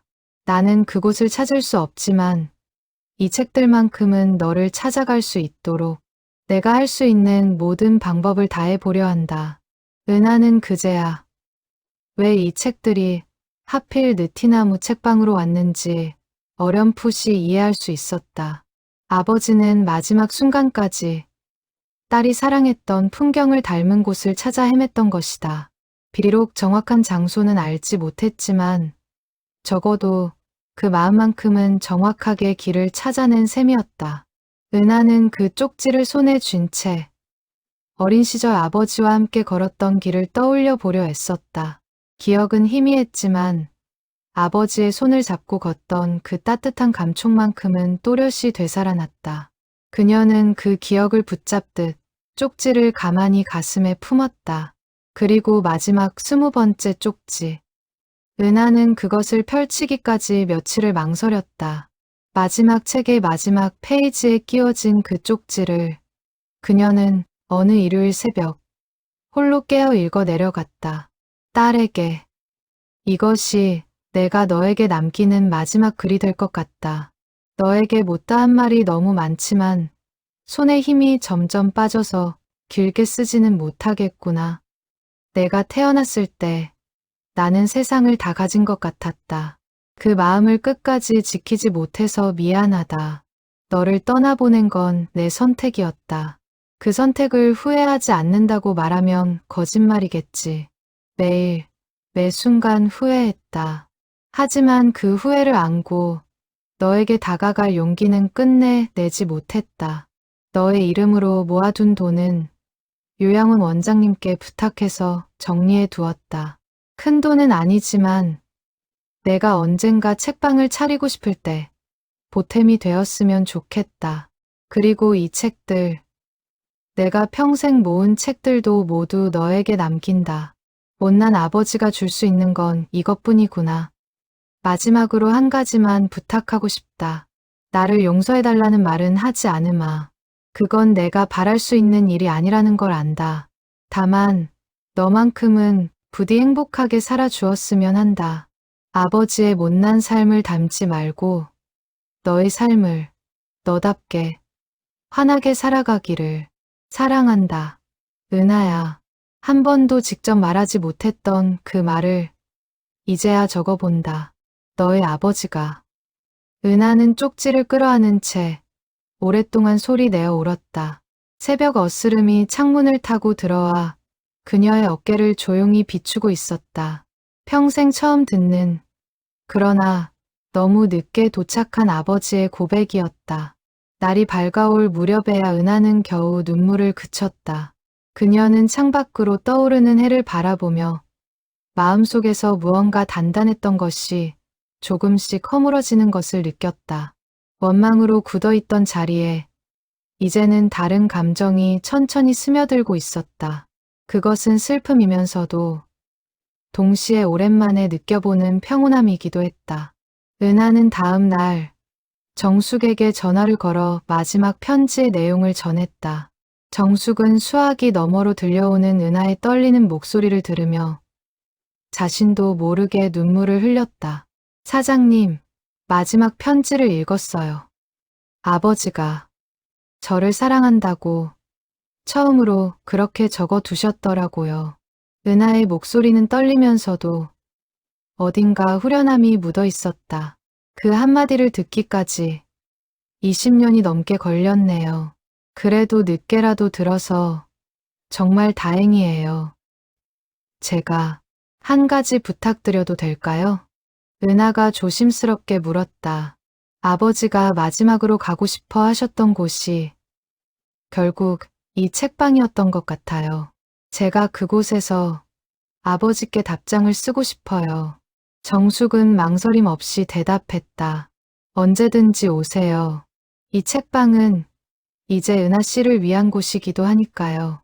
전화를 끊은 정숙은 한참 동안 수화기를 손에 쥔 채 가만히 앉아 있었다. 한 사람의 평생에 걸친 그리움이 20통의 짧은 편지로 응축되어 마침내 그 주인을 찾아간 것이었다. 정숙은 그 일을 곁에서 지켜본 것만으로도 자신의 마음 어딘가가 함께 치유되는 듯한 기분을 느꼈다. 그녀는 책상 서랍을 열어 그동안 따로 보관해 두었던 통장 사본을 꺼내 보았다. 서경이 전해준 그 통장에는 오태석이 평생 모은 돈의 흔적이 고스란히 남아 있었다. 정숙은 그 숫자들을 다시 한번 헤아려 보았다. 한 사람이 자신을 위해서는 단 한 푼도 쓰지 않고 오로지 딸의 미래만을 위해 모은 돈이었다. 며칠 뒤 은하에게서 다시 연락이 왔다. 요양원 원장과 통화해서 통장을 정식으로 넘겨받기로 했다는 소식이었다. 그리고 한 가지 부탁이 더 있었다. 요양원 원장은 통장과 함께 오태석이 입원 당시 작성해둔 짧은 부탁의 글도 함께 전해주었다. 그 글에는 이 돈이 행여 딸에게 부담이 되지 않기를 바란다. 그저 작은 보탬이 되었으면 한다는 내용이 담겨 있었다. 은하는 그 글을 받아들고 아버지가 마지막까지도 자신을 배려하고 있었다는 사실에 다시 한번 마음이 먹먹해졌다. 아버지 산소에 같이 가주실 수 있을까요? 혼자 가기가 아직은 조금 두려워서요. 정숙은 흔쾌히 그러겠다고 답했다. 약속한 날, 두 사람은 함께 차를 타고 외곽의 작은 공원 묘지로 향했다. 차창 밖으로 펼쳐진 가을 들판이 노랗게 물들어 있었다. 은하는 가는 내내 말이 없었다. 다만 무릎 위에 올려둔 가방 속에는 그녀가 며칠 밤을 새워 쓴 편지 한 통이 들어 있었다. 묘지에 도착한 두 사람은 작은 비석 앞에 나란히 섰다. 비석에는 오태석이라는 세 글자와 생물연월이 짧게 새겨져 있을 뿐이었다. 화려한 장식도 긴 묘비명도 없는 소박한 비석이었다. 은하는 그 앞에 한참을 가만히 서 있다가 천천히 무릎을 꿇고 앉았다. 아버지. 은하의 목소리가 가을바람 속으로 흩어졌다. 늦게 와서 죄송해요. 너무 늦게 알아서 정말 죄송해요. 정숙은 조금 떨어진 자리에서 그 모습을 조용히 지켜보았다. 가을 햇살이 비석 위로 따스하게 내려앉고 있었다. 은하는 가방에서 편지를 꺼내 비석 옆에 가만히 내려놓았다. 그것은 평생 닿지 못했던 마음에 대한 너무 늦었지만 결코 늦지 않은 화답이었다. 비석 주위로 가을꽃 몇 송이가 소박하게 피어 있었다. 정숙은 그 꽃들을 바라보며 누군가 이곳을 가끔씩 돌보아 온 흔적을 느꼈다. 요양원의 봉사자 석영이 가끔 들러 화초를 정리해 주었다는 사실을 정숙은 나중에야 전해 들었다. 한 사람의 마지막 자리조차 이렇게 또 다른 이의 작은 정성으로 지켜지고 있었던 것이다. 은하는 비석 옆에 편지를 내려놓고 떨리는 목소리로 그 내용을 천천히 읽어 내려가기 시작했다. 아버지께 이 편지를 아버지가 직접 읽으실 수 없다는 게 너무나 안타깝습니다. 그래도 적어봅니다. 언젠가는 어떤 방식으로든 이 마음이 아버지께 닿을 거라고 믿으면서요. 저는 오랫동안 아버지를 원망했습니다. 나를 버린 사람이라고만 생각했어요. 그런데 이제 알았습니다. 아버지는 단 한 번도 저를 버린 적이 없으셨다는 걸요. 그저 다가올 용기가 없으셨던 거죠. 아버지가 모아주신 돈으로 저는 작은 책방을 차리려고 합니다. 어릴 때 함께 갔던 그 책방처럼요. 그곳에서 저는 아버지가 평생 모으신 책들을 가장 좋은 자리에 꽂아 두려고 해요. 누군가 그 책을 펼칠 때마다 아버지의 마음이 조금씩 세상에 전해지기를 바라면서요. 아버지, 늦었지만 이제야 말씀드립니다. 저도 아버지를 사랑했어요. 원망 속에서도 그리움은 한 번도 사라진 적이 없었어요. 이제는 편히 쉬세요. 더 이상 미안해하지 않으셔도 돼요. 제가 아버지를 용서합니다. 낭독을 마친 은하는 한참을 그 자리에 앉아 흐느꼈다. 정숙은 조용히 다가가 은하의 어깨를 감싸 안았다. 두 사람은 그렇게 한참을 말없이 서 있었다. 가을 바람이 불어와 주변의 나무잎들을 부드럽게 흔들었다. 묘지를 떠나기 전 은하는 비석을 한 번 더 가만히 쓰다듬었다. 차가운 돌의 감촉이 손끝에 전해졌지만 그녀의 마음만큼은 더 이상 차갑지 않았다. 오랫동안 얼어붙어 있던 무언가가 비로소 녹아내리는 듯한 느낌이었다. 돌아오는 차 안에서 은하는 한결 가벼워진 얼굴로 입을 열었다. 사장님 덕분에 제가 평생 풀지 못했을 매듭을 풀었어요. 어떻게 감사를 드려야 할지 모르겠어요. 정숙은 고개를 저었다. 제가 한 일은 별로 없어요. 그저 어르신의 마음이 제대로 된 길을 찾아가도록 도왔을 뿐이죠. 은하는 창밖을 바라보며 말을 이었다. 책방을 열면 사장님 책방 근처에 자리를 잡고 싶어요. 가까이서 자주 뵙고 싶거든요. 그리고 아버지가 모으신 책들 중 일부는 사장님 책방에도 나눠드리고 싶어요. 그 책들이 사장님께 온 것도 분명 의미가 있는 일일 테니까요. 정숙은 마음이 따뜻해지는 것을 느꼈다. 좋아요. 언제든 환영이에요. 은하는 가방을 챙겨 들며 책방 입구에서 한 번 더 정숙을 돌아보았다.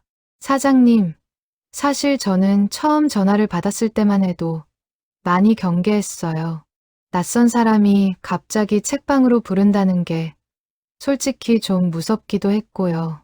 그런데 막상 와보니 이상하게 마음이 편안해지더라고요. 어쩌면 이 가게가 제 마음의 어딘가와 닮아 있어서 그런 것 같아요. 정숙은 그 말에 미소로 답했다. 이 가게가 제 남편의 손길로 지어진 곳이라서 그런가 봐요. 사람의 정성이 담긴 공간은 어딘가 닮은 마음들을 끌어당기는 힘이 있는 것 같아요. 책방으로 돌아온 두 사람은 늦은 오후의 햇살 속에서 차를 한 잔씩 나누었다. 은하가 돌아간 뒤 정숙은 홀로 가게에 남아 오늘 있었던 일들을 천천히 되짚어 보았다. 한 사람의 평생에 걸친 그리움이 마침내 제자리를 찾아가는 것을 지켜본 하루였다.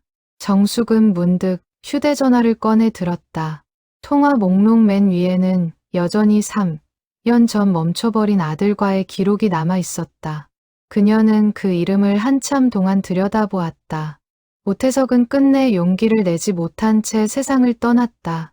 그 후회가 얼마나 깊었는지 정숙은 이제 누구보다 잘 알고 있었다. 그녀는 메시지 창을 열었다. 손가락이 자판 위에서 몇 번이나 머뭇거렸다. 쓰고 지우기를 반복하던 끝에 정숙은 짧은 문장 하나를 적었다. 민재야, 잘 지내니? 엄마가 보고 싶구나. 손가락이 전송 버튼 위에서 한참을 멈춰 있었다. 정숙은 깊게 숨을 들이쉬었다. 그리고 마침내 버튼을 눌렀다. 메시지가 전송되었다는 표시가 화면에 떴다. 정숙은 휴대전화를 가만히 가슴에 안았다. 창밖으로 해가 저물고 있었다. 느티나무 그림자가 길게 늘어져 책방 안까지 드리워졌다. 정숙은 그 그림자를 바라보며 자신도 모르게 작은 미소를 지었다. 답장이 올지 오지 않을지는 알 수 없었다. 하지만 적어도 그녀는 더 이상 두려움에 갇혀 있지 않았다. 오태석이 끝내 내딛지 못했던 그 한 걸음을 정숙은 오늘 비로소 내디딘 것이었다. 그날 밤 정숙은 쉽게 잠들지 못했다. 휴대전화를 머리맡에 두고 화면이 켜질 때마다 몇 번이고 깨어났다. 하지만 자정이 지나도록 답장은 오지 않았다. 정숙은 실망하지 않으려 애썼다. 3년이라는 시간은 짧지 않은 시간이었다. 아들의 마음이 풀리기까지 자신이 보낸 메시지. 한 통으로는 충분하지 않을 수도 있다고 그녀는 스스로를 다독였다. 뒤척이던 정숙은 결국 자리에서 일어나 부엌으로 향했다.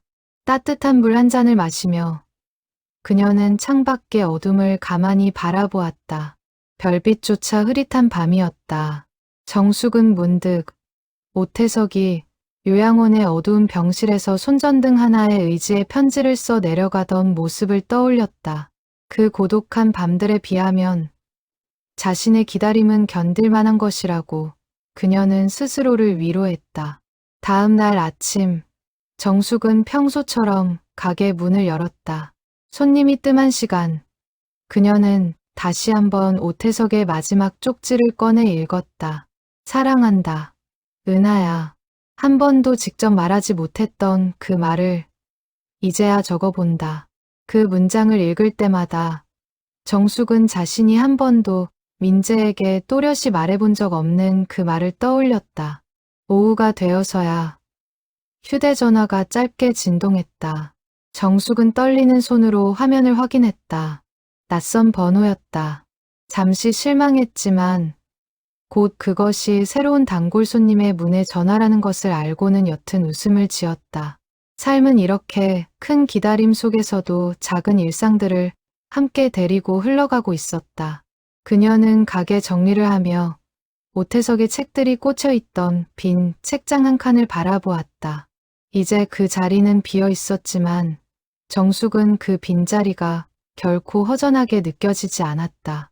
오히려 그 자리는 또 다른 누군가의 이야기가 찾아올 자리처럼 느껴졌다.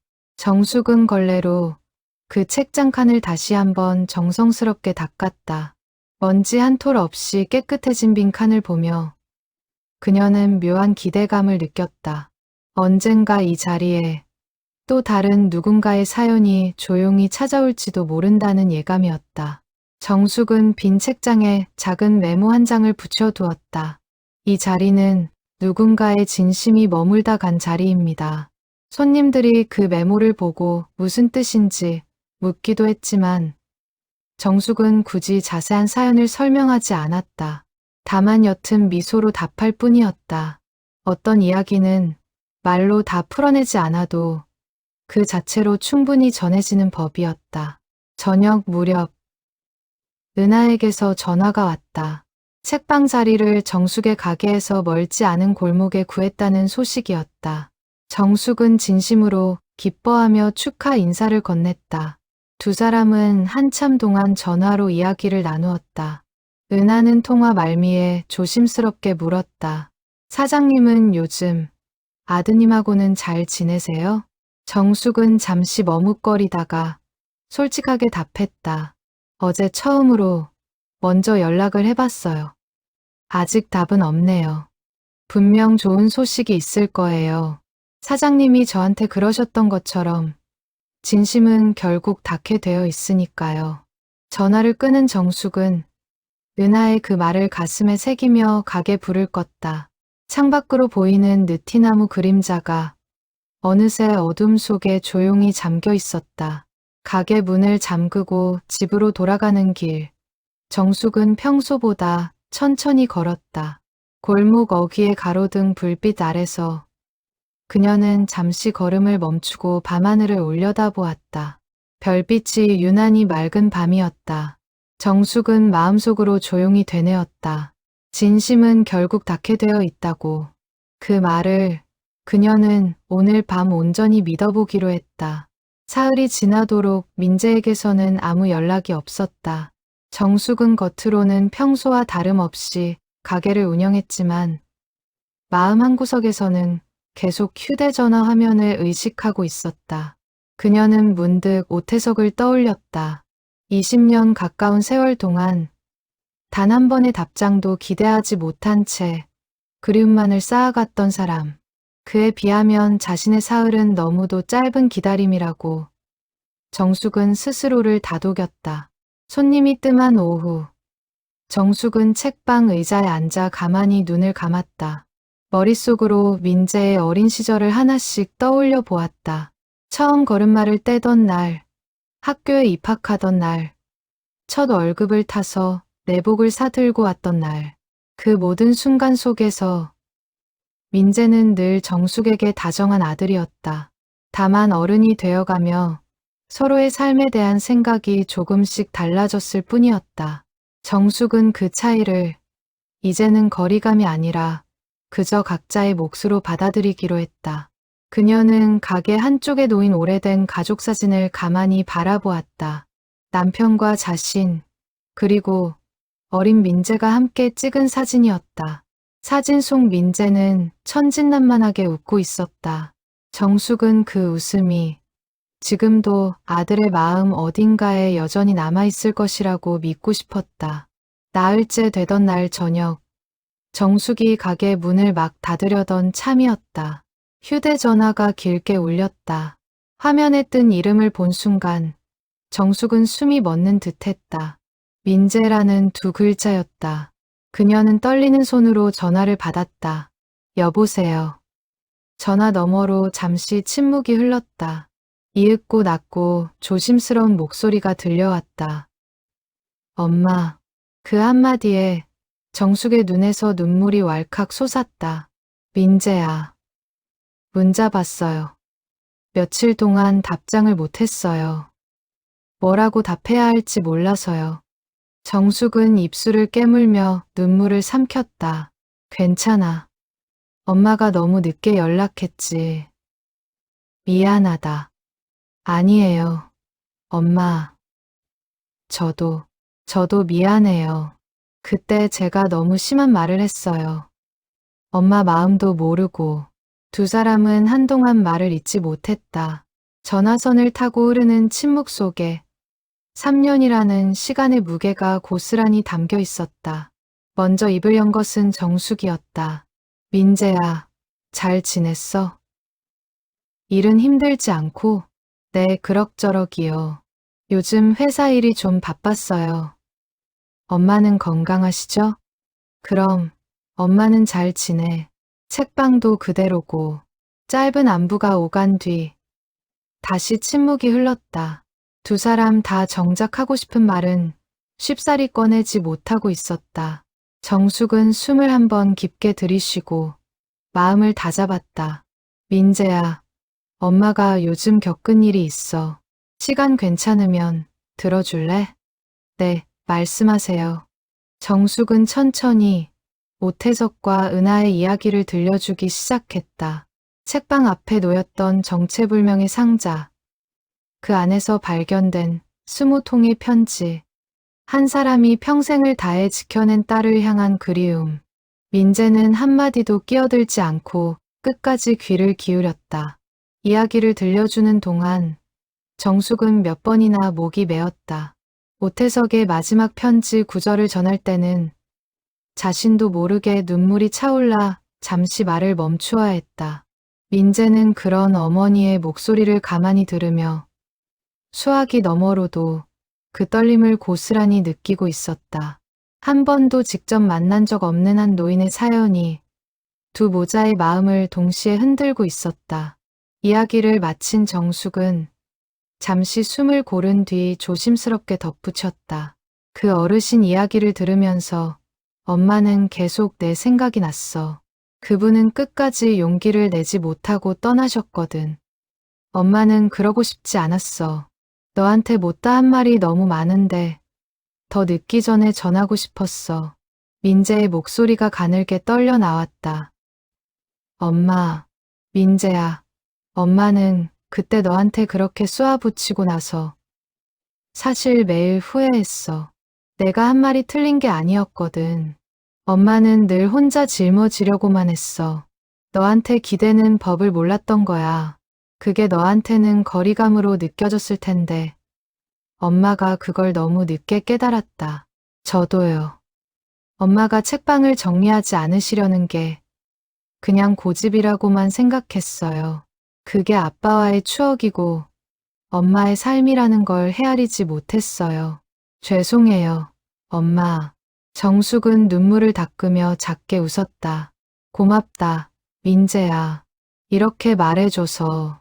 사실 엄마도 가끔은 이 가게를 붙들고 있는 게 맞는 건지 스스로도 헷갈릴 때가 있었어. 그런데 내가 이렇게 이해해주니까 마음이 한결 가벼워지네. 엄마, 저는 엄마가 책방을 지키시는 게 좋아요. 그게 엄마답고 아빠를 기억하는 엄마만의 방식이라는 걸 이제는 알겠어요. 우리 이제라도 다시 이야기 나누면서 살자. 엄마가 너 보고 싶을 때 연락해도 되지? 그럼요, 엄마. 저도 자주 연락드릴게요. 그리고 다음 달에 휴가 내서 한번 내려갈게요. 엄마 책방도 보고 싶고요. 정숙은 가슴이 벅차오르는 것을 느꼈다. 아들의 목소리에서 더 이상 예전의 서먹함이나 경계심이 느껴지지 않았다. 오히려 어린 시절처럼 다정하고 편안한 말투가 돌아와 있었다. 정숙은 그 변화가 마치 기적처럼 느껴졌다. 그래, 기다리고 있을게. 전화를 끊은 정숙은 한동안 자리에서 일어나지 못했다. 가슴 속에 오랫동안 응어리져 있던 무언가가 마침내 풀려나가는 듯한 기분이었다.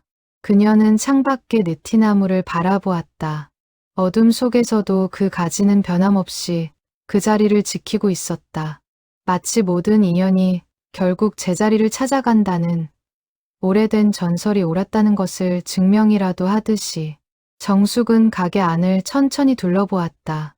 남편이 손수 짜준 책장, 손때 묻은 의자, 오랜 세월 함께해온 낡은 마룻바닥, 이 모든 것들이 오늘따라 유난히 따뜻하게 느껴졌다. 그녀는 의자에 깊숙이 기대어 앉아 오랜만에 마음 편한 숨을 길게 내쉬었다. 3년 동안 가슴을 짓누르던 무게가 비로소 가벼워진 밤이었다. 다음 날 정숙은 가게 문을 열며 오태석의 책들이 꽂혀 있던 빈 자리를 다시 한번 바라보았다. 그 자리에는 이제 은하가 선물로 보내온 작은 화분 하나가 놓여 있었다. 화분에는 짧은 메모가 꽂혀 있었다. 사장님 덕분에 저는 다시 살아갈 힘을 얻었어요. 이 화분처럼 사장님의 책방도 늘 푸르게 자라나길 바라요. 정숙은 그 메모를 가만히 들여다보며 자신이 이 모든 이야기 속에서 무엇을 얻었는지 곰곰이 생각했다. 그것은 단순히 한 가족의 화해를 도왔다는 보람이 아니었다. 정숙 자신의 오래된 매듭 또한 함께 풀려나간 것이었다. 사람의 마음이라는 것은 누군가에게 닿는 순간 다시 자기 자신에게도 돌아오는 법이라는 것을 그녀는 비로소 깨달았다. 정숙은 화분을 책방 가장 잘 보이는 창가에 옮겨놓았다. 햇살이 잘 드는 그 자리에서 작은 새싹이 하루가 다르게 자라나는 것을 그녀는 매일 아침 지켜보았다. 그 모습이 마치 자신과 민재 사이에 새롭게 돋아나는 마음 같아서 정숙은 물을 줄 때마다 작은 미소를 짓곤 했다. 그날 이후로 정숙은 매일 아침 화분에 물을 주는 것으로 하루를 시작했다. 작은 잎이 하나둘 늘어갈 때마다 그녀는 마치 자신의 마음도 함께 자라나는 것 같은 기분을 느꼈다. 가게를 찾는 손님들도 그 화분을 보며 한마디씩 건네곤 했다. 사장님, 화분이 참 잘 자라네요. 그럴 때마다 정숙은 그저 미소로 답했다. 그 화분 안에 담긴 이야기를 굳이 다 말하지 않아도 충분했다. 한 달이 지났다. 느티나무 책방에서 골목 하나를 사이에 둔 자리에 작은 헌 책방이 새로 문을 열었다. 간판에는 단정한 글씨로 오래된 마음이라는 이름이 적혀 있었다. 은하가 직접 지은 이름이었다. 그 한 달 동안 정숙의 일상에도 작은 변화들이 찾아왔다. 민재와는 거의 매일 짧은 안부 메시지를 주고받았다. 어떤 날은 그날 먹은 점심 메뉴를, 어떤 날은 출근길에 본 풍경을 사진으로 보내오기도 했다. 사소한 이야기들이었지만 정숙에게는 그 사소함이야말로 가장 소중한 것이었다. 3년 동안 잃어버렸던 일상의 대화가 다시 천천히 쌓여가고 있었다. 개업 첫날, 정숙은 가게 일을 잠시 미루고 은하의 책방을 찾았다. 작지만 정성스럽게 꾸며진 가게 안에는 오태석이 평생 모은 책들이 가장 좋은 자리에 가지런히 꽂혀 있었다. 그 책장 위에는 작은 액자가 하나 놓여 있었다. 액자 안에는 사진 대신 오태석의 마지막 편지가 고이 담겨 있었다. 여기 손님들이 가장 먼저 보는 자리예요. 은하가 그 책장을 가리키며 말했다. 아버지가 평생 숨기고 사셨던 마음을 이제는 누구나 볼 수 있는 곳에 두고 싶었어요. 숨길 일이 아니었다는 걸 너무 늦게 알았으니까요. 정숙은 그 말에 고개를 끄덕이며 책장 앞에 한참을 서 있었다. 손님들이 하나둘 들어와 책을 고르고 액자 속 편지를 발견하고는 걸음을 멈추는 모습을 정숙은 가만히 지켜보았다. 어떤 이는 눈시울을 붉혔고 어떤 이는 한참 동안 그 글을 읽고 또 읽었다. 한 사람의 그리움이 이제는 많은 사람들의 마음을 어루만지는 이야기가 되어 있었다. 가게 한쪽에는 작은 방명록도 마련되어 있었다. 손님들은 그 편지를 읽고 난 뒤 저마다의 마음을 짧게 적어 남기곤 했다. 저도 아버지께 연락해 봐야겠어요. 오래 미뤄둔 전화. 오늘 꼭 해야겠습니다. 방명록에 쌓여가는 그 짧은 다짐들을 보며 은하는 아버지의 마음이 마침내 세상에 닿았다는 것을 실감했다. 그로부터 며칠 뒤 정숙의 책방에 또 다른 손님이 찾아왔다. 다름 아닌 아들 민재였다. 약속했던 대로 그는 휴가를 내어 고향을 찾았다. 책방 문을 열고 들어서는 아들의 모습을 본 순간 정숙은 잠시 말을 잇지 못했다. 엄마, 저 왔어요. 왔구나. 정숙은 아들의 손을 가만히 잡았다. 3년 만에 마주한 두 사람 사이에는 더 이상 예전의 서먹함이 남아있지 않았다. 민재는 책방 안을 천천히 둘러보며 어릴 적 아버지와 함께 책장을 정리하던 기억을 떠올렸다. 여기 하나도 안 변했네요. 그래야지. 내 아버지가 만든 가게니까. 두 사람은 책방 안쪽 작은 탁자에 마주 앉아 오랜만에 도란도란 이야기를 나누었다. 정숙은 그동안 있었던 일들을, 민재는 서울에서의 생활을 천천히 풀어놓았다. 대화 사이사이 두 사람은 종종 침묵했지만 그 침묵은 더 이상 불편하지 않았다. 오히려 오랜만에 되찾은 편안함이 그 자리를 채우고 있었다. 민재는 탁자 위에 놓인 낡은 사진첩을 발견하고는 조심스럽게 펼쳐보았다. 거기에는 어린 시절의 자신과 젊은 시절의 아버지와 어머니가 환하게 웃고 있는 사진들이 담겨 있었다. 민재는 그 사진들을 한 장 한 장 넘기며 잊고 있던 따뜻한 기억들을 천천히 되찾았다. 아버지가 이 사진 정말 좋아하셨는데 민재가 한 장의 사진을 가리키며 말했다. 가족 셋이서 느티나무 아래 앉아 찍은 사진이었다. 정숙은 그 사진을 바라보며 옅게 웃었다. 맞아, 이 사진. 내 아버지가 가장 아끼던 사진이었지. 저녁이 되어 민재가 떠나기 전 정숙은 아들의 손에 작은 책 한 권을 쥐어 주었다. 오태석의 책들 중 은하가 정숙에게 따로 나누어 준 한 권이었다. 이 책 한번 읽어봐. 어떤 분이 평생을 다해 남긴 마음이 담긴 책이야. 엄마는 이 이야기를 통해서 너한테 다시 연락할 용기를 얻었거든. 민재는 그 책을 받아들고 가만히 표지를 쓸어보았다. 이런 이야기가 있었군요. 엄마, 저도 이 책 다 읽으면 느낀 점 말씀드릴게요. 정숙은 아들의 그런 모습이 마냥 대견했다. 어릴 때부터 책을 좋아하던 아이였는데 어느새 바쁜 회사 생활에 치여 책 한 권 읽을 여유도 없이 지내었다는 것을 정숙은 알고 있었다.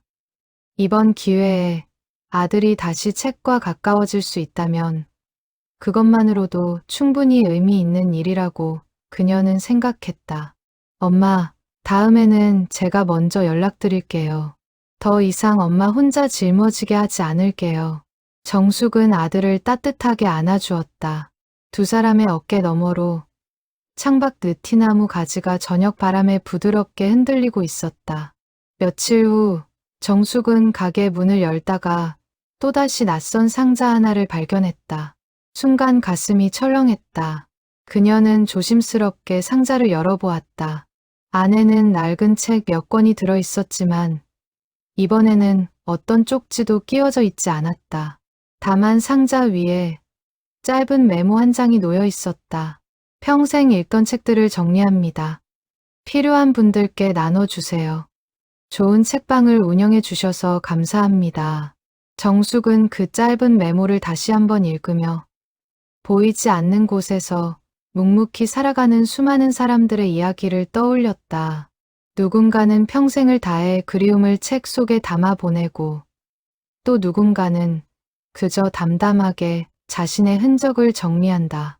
그 모든 이야기들이 결국은 사람과 사람을 잇는 작은 실타래가 되어준다는 것을 정숙은 이제 알고 있었다. 이번에는 그저 평범한 기증이었다. 정숙은 옅은 미소를 지으며 책들을 책장에 꽂기 시작했다. 어쩌면 세상에는 이렇게 말없이 전해지는 작은 선의들이 끊임없이 흐르고 있는 것인지도 몰랐다.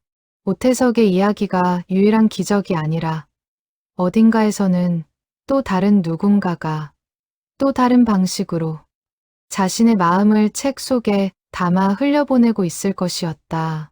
정숙은 새로 들어온 책들을 한 권 한 권 정성스럽게 살폈다. 손때 묻은 페이지마다 누군가의 시간이 묻어 있었다. 그녀는 이제 이런 책들을 대할 때마다 예전과는 다른 마음가짐을 갖게 되었다는 것을 깨달았다. 단순히 낡은 종이 뭉치가 아니라 누군가의 인생 한 자락이 깃든 소중한 흔적으로 책을 바라보게 된 것이다. 정숙은 그 책들을 정성스럽게 닦아 책장에 꽂으며 오태석을 처음 만났던 그날을 떠올렸다. 정확히는 한 번도 얼굴을 마주한 적 없는 사람이었지만 정숙에게는 이제 그가 오래된 인연처럼 느껴졌다. 한 사람의 진심이 또 다른 사람의 마음을 움직이고 그 마음이 다시 또 다른 누군가에게로 이어지는 것. 그것이야말로 사람 사는 세상의 진짜 모습이라고 정숙은 생각했다. 정숙은 가게 문을 활짝 열어두고 창밖의 느티나무를 바라보았다. 봄이 오려면 아직 멀었지만 가지 끝에는 어느새 작은 움이 돋아나고 있었다. 시어머니가 들려주었던 오래된 이야기가 다시 한번 그녀의 마음속에 떠올랐다. 흩어진 인연도 잃어버린 마음도 결국엔 이 나무 그늘 아래로 돌아오게 된다는 그 이야기. 정숙은 이제 그 말을 온전히 믿게 되었다. 사람과 사람 사이, 닿지 못할 것만 같던 마음도 누군가의 작은 용기와 누군가의 따뜻한 손길을 거치면 결국 제자리를 찾아간다는 것을, 그리고 그 길의 끝에는 언제나 다시 시작할 수 있는 봄이 기다리고 있다는 것을. 정숙은 책방 문을 활짝 열어둔 채 빗자루를 들고 가게 앞 골목을 쓸기 시작했다. 떨어진 낙엽 사이로 느티나무 가지 끝에 작은 우미의 햇살을 받아 반짝이고 있었다. 멀리서 자전거 종소리가 들려왔다. 이제 막 봄을 준비하는 어느 손님이 책방을 향해 천천히 다가오고 있었다. 정숙은 빗자루를 내려놓고 그 손님을 향해 환하게 웃으며 인사를 건넸다. 어서 오세요. 그 인사말은 오늘도 변함없이 골목 가득 따뜻하게 울려 퍼졌다. 느티나무 책방의 낡은 풍경 소리도 그 인사에 화답하듯 맑게 흔들리고 있었다.